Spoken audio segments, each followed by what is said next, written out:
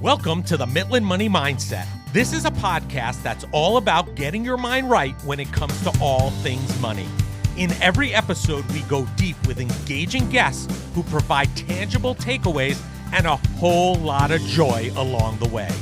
I hope you enjoy these conversations as much as I enjoyed having them. Let's dive into today's show. I have the distinct pleasure today of being with Blake Brewer, the founder of the Legacy Letter Challenge. And I just think this is a great idea, great concept. So I can't wait to dive into the conversation. So Blake, welcome to the show. Larry, I'm glad to be here, man. Thanks for having me. Yeah, it's amazing. So listen, I know a bit about your story, about the background. So can you share a little bit of background about who Blake Brewer is and what got you to this point? And then we'll jump into Legacy Letter for sure. Yeah, so I am on a mission to help 1 million dads and moms write at least one well-written, meaningful, lasting legacy letter. Personally, I do have an amazing wife and 3 kids that are 7, 5, and 2, and I could never imagine that I would be doing what I'm doing and that I would have a business around this mission. But it all goes back to something that my dad did for me when I was 19 years old. And, like a lot of us, I had a pretty good dad. Not, I can think of things that he could have done better. But when we were 19, we were on a vacation in Hawaii, and we were out in the water snorkeling together. And, man, there was nowhere else I wanted to be. It was like me and my dad out there in the water. And, my dad, for me, was really, my hero. He was larger than life. My dad's claim to fame was that he was drafted by the Atlanta Falcons. And but even more than that, he was Terry Bradshaw's tight end at Louisiana Tech. And so they were best friends and roommates. And so when we were out there in the water, we kept going further and further out, and we ended up in an area that I now know is called Witch's Brew. And the water was really deep. The water, the current had picked up. The waves had gotten really big. And I realized that I didn't know where my dad was. And I was like, man, where'd my dad go? And so I'm scanning the water looking for him. And I saw him. And I could tell that my dad was in trouble.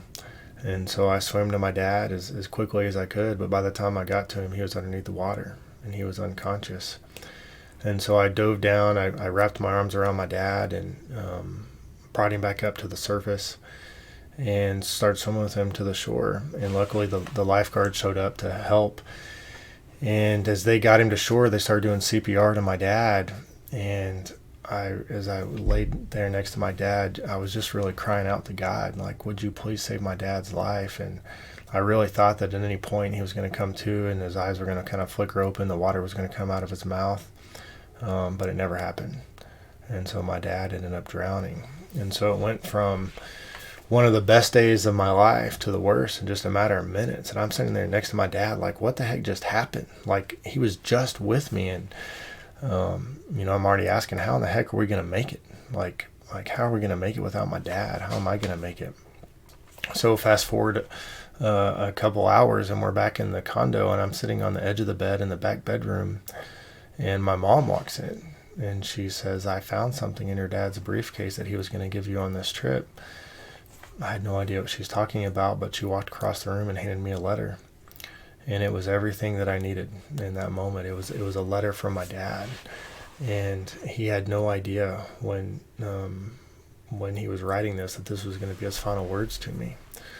And so I just felt this total sense of peace and comfort and this hope, like, man, I'm going to make it. And so this letter absolutely helped me get through this time of my life. And then for the last 20 years, this letter has continued to be there. Like, I cannot even imagine my life without this letter. Right. So, I mean, and I'm really sorry for your loss. And it's an amazing story how that letter was, like you said, just there at the right time, right moment, was really everything you needed. Then obviously outside of your dad actually, not drowning and coming to, right? I guess that was really the only thing that could possibly help you through those moments. So at what point do you kind of come up with the idea or the thought around this legacy letter and creating it and turning it into, a business more or less out of this tragedy? Yeah, so that next year in my life, I was grieving really hard. And there was moments where I was like, every night I'd, be crying myself to sleep, just reliving that day in my life. And anytime I would start to go down that path of like, man, what if I could have done something different to save my dad? What if I'd swam with him differently? What if I hadn't been with him? We wouldn't have gone out that far. And it was as if my dad's voice was right there saying, no, this is not your fault. Like it was just an accident. It just happened. And so my dad's words really protected me during that time. But then as I started my career and started having kids, like there was different times I would return to my dad's letter, and my dad's letter would give me this confidence, or there'd be, like, he talked about persevering. So there'd be difficult times, and man, my dad would continue to push me through his letter. So then it was 3 years ago when my kids were little, and they're 7, 5, and 2 now. They were even younger then. And I'm like everybody else that wants to be a good dad. I'm like, okay, I'm working hard. I'm doing all these things, but I want to be a good dad. So like, what should I do here? What should I do? I know what I'll do. I'll write them a letter. I mean, if anyone knows the value of a letter from their dad, it's me. Sure. And so I go to write them this letter, and I'm looking at a blank sheet of paper, and I'm like, what am I going to write? Like, it was really difficult to get my thoughts and feelings organized around it. And it took me a long time to finish this letter. And in the middle of that, I said, man, if I'm going to write this letter, I want to put the best stuff in there. And, the things that my children need to hear from me. So I went into research mode and started reading these articles, reading books, listening to podcasts. And so my conviction for this letter grew even more. It's like, man, my children need my voice. Like, as their father, they absolutely need to hear. Like, it'll be life-changing for them the more my voice is in their life. And so when I finished this letter, I felt really good about it. Like it was kind of a milestone moment in my fatherhood journey. And I knew I'd created something of value for them, but I also knew that I was changed from writing this letter. Like, my vision was stronger for my family, and, the letter was for my kids, but it really is for me. I will tell you, Larry, I did decide to go ahead and read it to my daughter when she was 4. And I shared this on the Today Show. But I said, hey, Gracie Kate, Daddy's got something for you. And I go to read her this letter. And, normally I'm reading her a book, a princess book or something. And as I'm reading this letter to her, man, I am just boo-hooing through this whole letter, like crying. She'd never seen me cry before. But, I poured my heart and soul into this thing. And so I get to the end of the letter, and I'm wondering, what in the world is she thinking? And I look up at her, and she says, she looks at me, and she says, Daddy, can you read me the princess book now? And I said, yeah, I can read you the princess book. And I read it to her. But the next night, she did go up to my wife at dinner, and she said, last night, Daddy read me a message. Can he read me that message again tonight? And so it was really through all of that I realized there was a light bulb moment. It was right after someone had told me a story about getting a life-changing letter from their dad. And I was like, what am I doing here? I got to help more people get this letter from their dad. And I got to help dads go on this journey that I went on. And so really that's where the mission started. And my wife was, I went and told my wife, like, hey, this is what I'm doing. Like, we're going to figure this out. And she's looking at me like, okay, I know your dad's letter was important to you. And she's looking at our 3 kids. So you're telling me you're going to provide for our family by helping people write a letter. It's like, yeah, this is too big of a thing to not figure out. And so that was almost 3 years ago.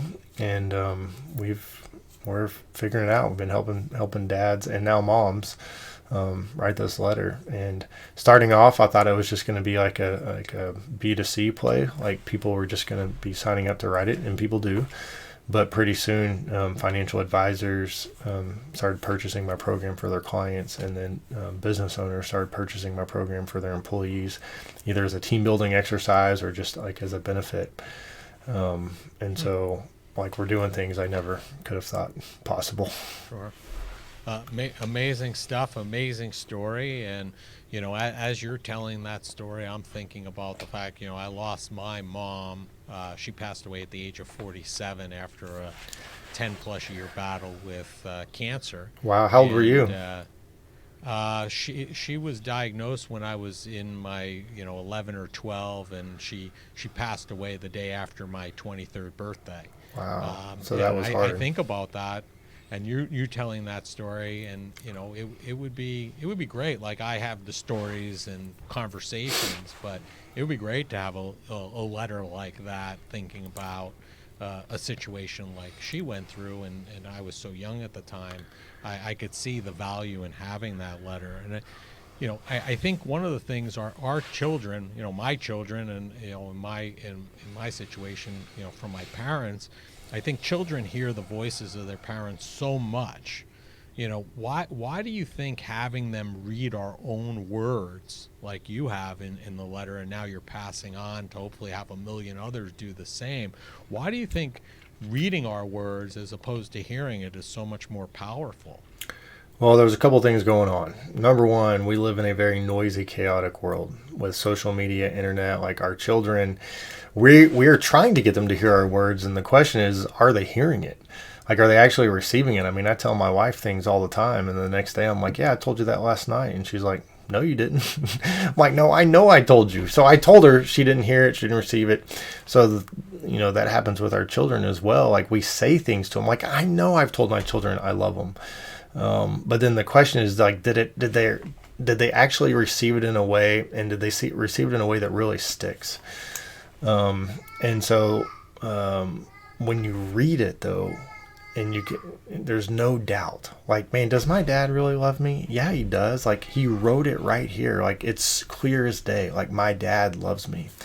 And so in this really noisy, chaotic world that we live in, and, to me, it's not an option. Like, we've got to do whatever it takes to get our words, and the right words. Like, it'd be interesting. Larry, how many children do you have? I have two. Two. Boys. Yeah, if we could peek into your children's heart and say, okay, what words do they have in there from their dad, from Larry? Right. And there's things that I'm sure you have said to them that you're like, yeah, I wish I could take that back. Because there's things like I've said that to my children. I'm like, dang, I didn't mean that, and I hope that's not the thing that sticks. And so we're saying a lot of words to our children, but we really want the right words in there, like the things that are going to build confidence into their life. And so we want to make sure those words are in there. And so when we write this letter, especially the legacy letter, like, this is more than just a letter, like a legacy letter that I'm helping parents write is, man, it's all the things that someone needs from their dad and their mom. It's right there in this letter, like all the words. Amazing. Yeah.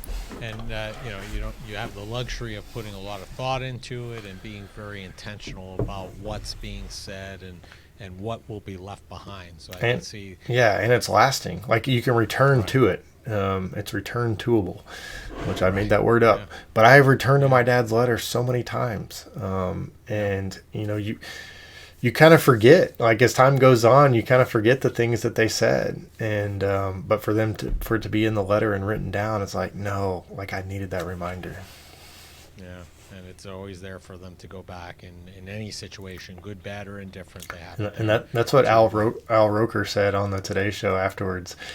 He said, man, my dad died 20 years ago, and I remember some things about him, but I can't remember his words and his voice. I wish I had a letter from him. Right. Yeah, that's great stuff. So what do I've heard you talk about this. What do you think is a dad's superpower? You've talked about that. What do you think is the dad's superpower? Oh, yeah, it's his words. I mean, there are words that I could say to my children today that could absolutely wreck their life. And Larry, I mean, you could say those same words to my children and it might hurt their feelings, but you're not going to need therapy or counseling. But, the most powerful voice on the planet is a father's voice and a mother's voice. And so as a dad, we have to recognize, and a mom, recognize the superpower and we got to make sure that these words are getting into their life. In the same way that there's words that I could say to my children that could wreck their life, there's words I could say that can bring them confidence, that can help them discover their life purpose, that can help them navigate a difficult situation. So it would be a travesty if these words did not, like the right words that my children need from me, like they didn't hear them or they didn't receive them or it didn't stick. And so again, I just believe in this letter so much because it really helps us get our words into our children's life. Yeah, amazing stuff. At what point, I mean, or can you kind of pinpoint a specific instance where you came to the point where you said, man, I got to turn this into a business, right? Because it's so important, right? It's been such a valuable tool for me personally that I see the value for the world, and I really want to help a million people, moms, dads, whomever. At what point do you kind of resign yourself to the fact, like you said to your wife, and said, hey, I see an opportunity here. It's too important. What was the driving factor that kind of put you over the edge and kind of steered you in the direction of making this an entrepreneurial venture? Over the years, I met a lot of people and I'd share my story, and the number one response was, man, I wish I had a letter like that from my dad. But every once in a while I'd meet someone who said, man, I got a letter like that from my dad. And it was like we were in this club together. Like I got a letter from my dad club. And so again, when my children were young, I wanted to make sure that they were in that club. And then there was a guy who was telling me his story around the time I was writing the letter to my children. And he said that when he was 25 years old, he got a letter from his biological dad. And he said, man, I was living a hellish life, just got out of the Marines. This letter shows up and it starts off, dear son. He said, I was ticked. He's like, who does this man think that he is that he can call me son? He abandoned me when I was a child. I've had 4 stepfathers who have beaten me physically and verbally. One of them left me to die in a freezer. And now this guy wants to call me son. But what happened was his dad had a complete life change and was trying to reconcile the relationship. But here's the power of the letter. Victor tells me, he put the letter down. I'm not going to mess with this guy. But the letter was still there. And so he kept reading it. And the letter began to soften his heart. And he said, all right, I'll go meet with him. I'll go meet with my dad. He goes to meet with him. Long story short, he ends up becoming best friends with his dad. His dad becomes his best man at his wedding. Victor's life completely changed. He's rescuing women and children caught up in sex trafficking now. And I'm listening to this story, looking at his life like, man, it all started with a letter. And so it was through that I was like, man, I got to help more people get this letter. So, I mean, I'm a person of faith, so I just feel like God just kept probably was missing it. God kept bringing people in my life. Hey, stop missing it, Land. You got to go do this. And I think, to your point earlier, in this day of social media where we have a tendency of texting, posting on social media, the art form or even just the act of physically sitting down and writing a letter is really lost to some degree. I mean, we do it in our practice, in our business, for the families we serve and people we touch. We write handwritten notes all the time because it separates us. I think it's a lot more powerful than an email or an instant message or a text. And this is really, at a higher level as a dad to child or mom to child, I think it's even more impactful. So yeah, absolutely. I'm glad you formulated the business. Sounds like a great idea. I think about my dad's letter and the impact that it's had on my life or how it made me feel. I mean, there's the specific things that he wrote in the letter, like some advice, some of our family values, which have all impacted me. But initially reading it is before I even got to any of that stuff. Like me holding this letter from my dad, like you're telling me my dad took the time. He was a hospital CEO. He umpired football games for his hobby. He was involved in our church. In the midst of his busy life, you're telling me he took the time to write a letter, to put down on paper how he felt about us. It's like, does my dad love me? Like, yes, he loves me. He would have never done this. And so I love the story that Kobe Bryant shared Again, like this is just when someone knows that their dad loves them and their mom too, like just the power that is in someone's life. Kobe shared that when he was 12 years old, he was playing basketball in a summer league, actually in New Jersey. And he said that he gets to the end of the summer. He wanted to do really well because his dad and grandfather were both good at basketball, had played in this league. He didn't score a basket the entire summer, like didn't score a single point, and he was so frustrated. But he said that his dad walked up to him and said, "Kobe, I don't care whether you scored 0 points or 60 points. I'm going to love you no matter what." And Kobe said that was the best thing that his dad could have ever told him, because it was at that point that he was completely freed up just to go for it. Like he couldn't fail. It just this sense of security that came. And so we have to and that was playing through his mind through the rest of his career. And so we need this playing through the minds of our children. Like their dad, mom's going to love me no matter what. Yeah. I've experienced myself, not to this level through Legacy Letter, but I've experienced myself to some degree, the power of letter writing. So last year, one of my sons started at going to college, so he moved away from home. And at the time, my other son, my youngest, who was 15, he moved away from home, and following his passion and his dream to be a hockey player, he moved to Minnesota. And for each of them, before they left, I wrote them each a letter about how I felt about them, and them going off on their own, and completely individual to each one of them. And I basically hid it in their luggage. So at some point when they unpacked, or if they wore that pair of jeans or pants or whatever, they'd find the letter eventually. And they both did. And I saw the power. It was very cathartic for me, and it really helped me kind of formulate the level of pride I had as a dad that they were able to go out on their own. And you could also see how impactful it was to them, right, in that regard, and how it helped them get through different times of their life since then.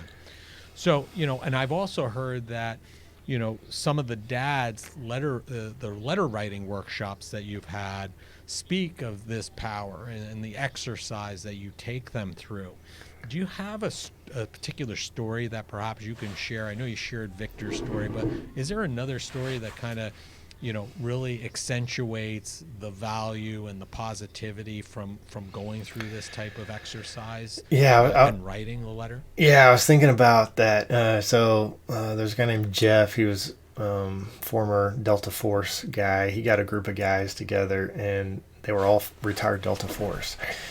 And man, they went through my program, and they said, man, this was unbelievable. Like, for one of the guys, one part of the program is we're going to develop kind of a mission and vision for our family. And one of the guys said, man, guys, we're in the Army here. Like, we write a mission statement for everything we do. And I've never done that for my family. And so that was even before we started writing the letter. Like, they were like, man, this is unbelievable value, just having this written down for my family. But Jeff, I go through the whole process of writing the letter. Jeff was like, man, that was amazing for me. He could not wait to give the letter to his two sons that were 21 and 23. He gives it to them on Christmas morning. And you can imagine like the anticipation he felt like. And they open it up and they say, oh, a letter. Cool, Dad, a letter. And they said, we'll read it tonight. And so they go home and read it that night. And they came back the next day. And he said, man, they just gave me this like little bro hug, and that's it. Said, thanks for the letter, Dad. And he's over here like, what in the world? Like, I put my heart and soul into this thing. I spent some time on this letter, and all you're going to do is say thanks for the letter. So he didn't press it. And 6 months go by. He gets a call from his buddy. His buddy said, man, I just got done hanging out with your son. Your son told me that you wrote him a letter this past Christmas. Your son told me that it's his most treasured possession. He reads it every single week, sometimes multiple times a week. Jeff's son lived in a different state. Jeff had no idea that that's how meaningful it was to his son. But you can imagine every week his son reading this letter, whether he was having a great week or having a tough week, Jeff was able to connect with his son, influence his son, impact his son And that's really the power of this letter. And we don't know the impact that it's going to have. Some parents, like right away, like there's like weeping and there's tears and like, Dad, thank you so much. This is exactly what I needed. And sometimes it's like, okay, thanks for the letter. And then, but we can trust that over time, because we're putting these words into their life, that it's going to impact them. Because the thing is that all of our children, they're either currently in a situation right now, or they're about to be in a situation. They're about to have a big decision. They're about to potentially have an opportunity. They're about to face a temptation that could like totally derail them of their life's purpose. And they're going to be better with our words and the words that we help parents put in this letter than without. So I encourage parents, like, man, you got to get this letter done ASAP. Give it to them ASAP. Yes, I mean, obviously things change over a child's life, right? So, and you want to have this letter available to them or for them like your dad did to you. So is this something you kind of update and rewrite over time? Because obviously, like your kids are young, you write it to them today, 10 years from now, that letter is going to be impactful for sure, but there's so much more ground to cover now. Oh, yeah. Is there like a timeline that you should be updating this and then sharing it with them, or? Yeah, and I've already written 2 letters to my children, and as they get older, I'll write more. People ask me, what is the best age to write this letter? And my answer to that is, well, the day that your kids were born was the best day.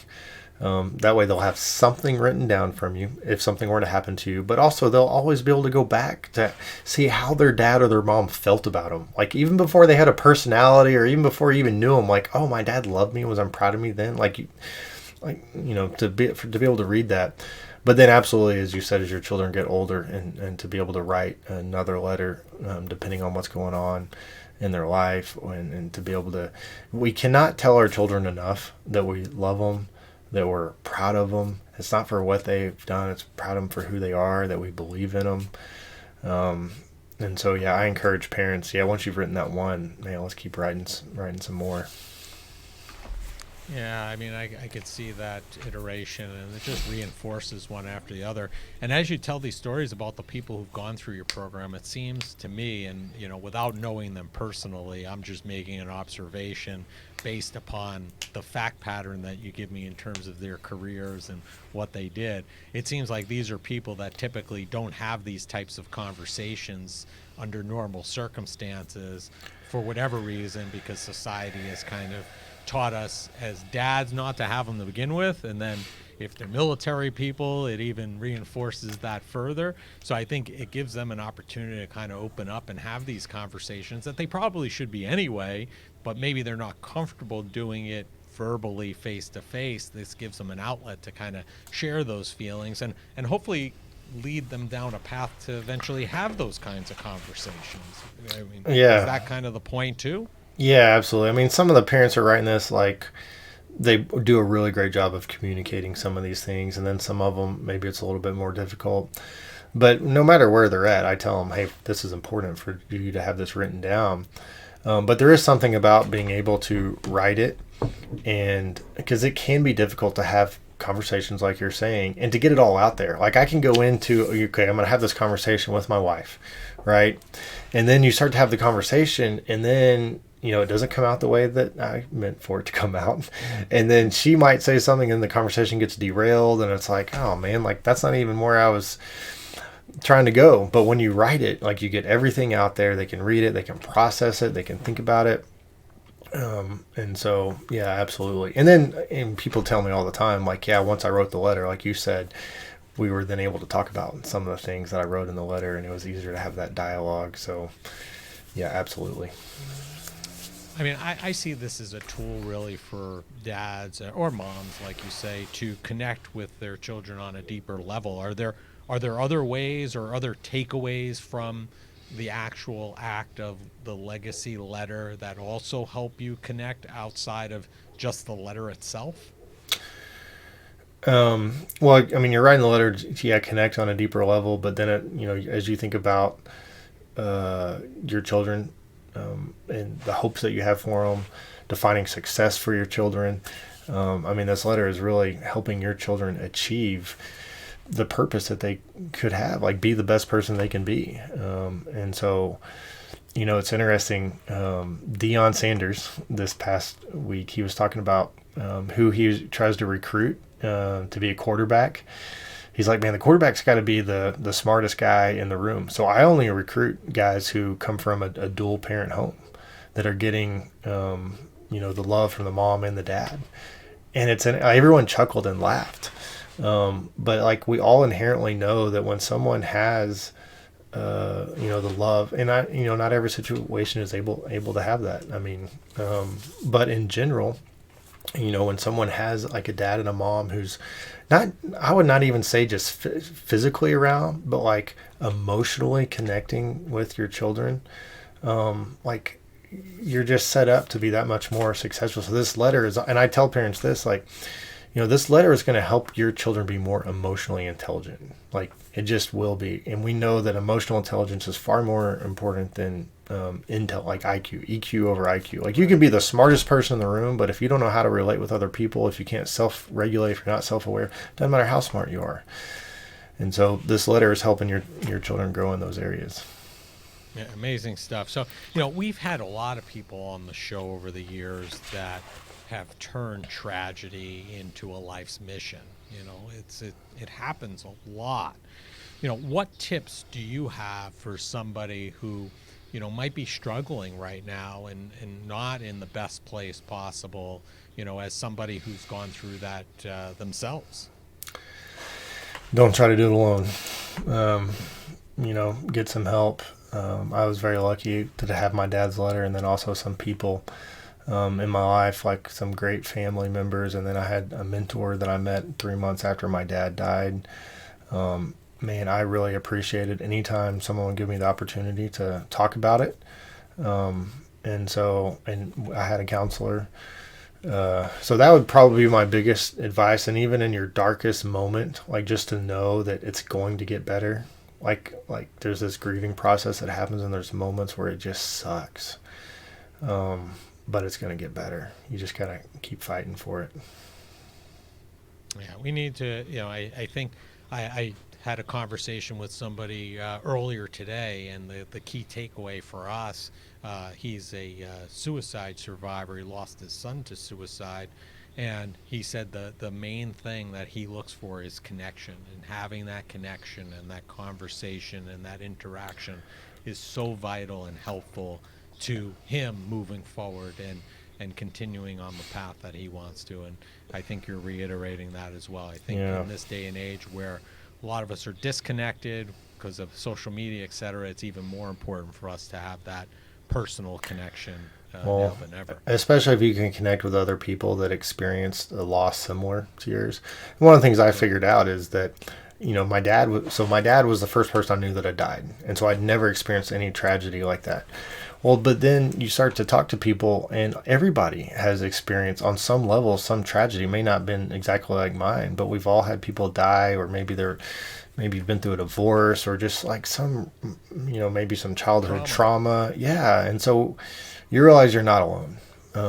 But to be able to be in a group or talk to another person that is willing to be vulnerable and talk about that as well is really powerful.